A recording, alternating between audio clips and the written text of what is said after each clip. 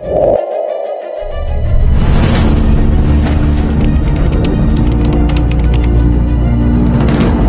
अब देश साँच्चै परिवर्तन हुन्छ अनि देशले के नयाँ मुहार फेर्छ?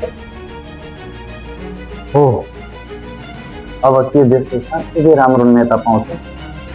हो, म विदेशमा एउटा कोठामा बसेर आफ्नो देशलाई सम्झिँदै एउटा नयाँ सन्देश बोल्दैछु। हाम्रो देश नेपाल चुनावी माहौलमा घुमिसकेको छ। नेताहरू गाउँ गाउँ, सहर सहर, घर घर, ढोका ढोका पुगेर भोट माग्दैछन्, बाचा गर्दैछन् अनि देश परिवर्तन गर्ने नयाँ नेपालको सपना देखाउँदैछ। तर प्रश्न हुनु के यसपटक साँच्चै परिवर्तन हुन्छ? के कायापलट नै हुन्छ? म जस्ता विदेशमा बसेर दुःख हजारौं युवाहरू, नेपाली युवाहरू विदेश हिँड्न बाध्य भएका।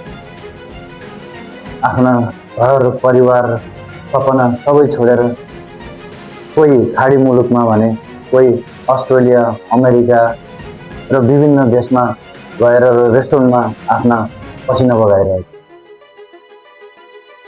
तर हामी विदेशमा बस्नेलाई मात्र आफ्नो देशको पीडा, आफ्नो देशबाट टाढा रहनुको पीडा हामीलाई मात्र।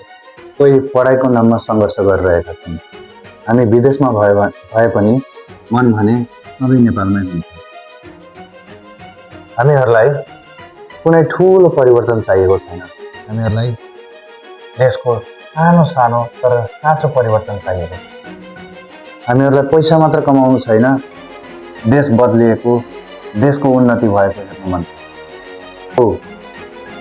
हामीहरूलाई साना साना तर साँचो परिवर्तन चाहिएको छ, न कि नेताहरूको भाषण मात्र। हामीहरूलाई सफा सडकहरू, इमानदार नेतृत्व, रोजगारका अवसरहरू, स्वच्छ वातावरण। हामीलाई यस्तो नेपाल चाहिएको छ कि जहाँ युवाहरू विदेश हिँड्न बाध्य नहोस्, जहाँ किसानहरूले आफ्नो मेहनतको फल पाओस्।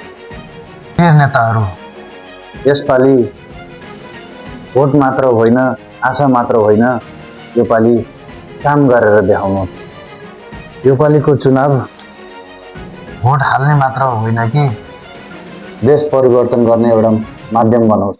यदि साँच्चीकै असल नेतृत्व देशले पाउँछ भने अझै पनि देश परिवर्तन हुन सक्छ।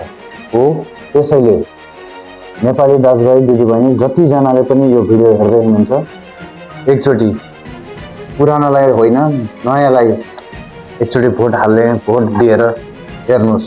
के थाहा देश साँच्चीकै परिवर्तन पो हुन सक्छ कि? र तपाईहरूले पहिलो पटक मेरो भिडियो हेर्दै हुनुहुन्छ भने लाइक, कमेन्ट अनि सब्सक्राइब गर्न नबिर्सनु होला। जय देश, जय नेपाल।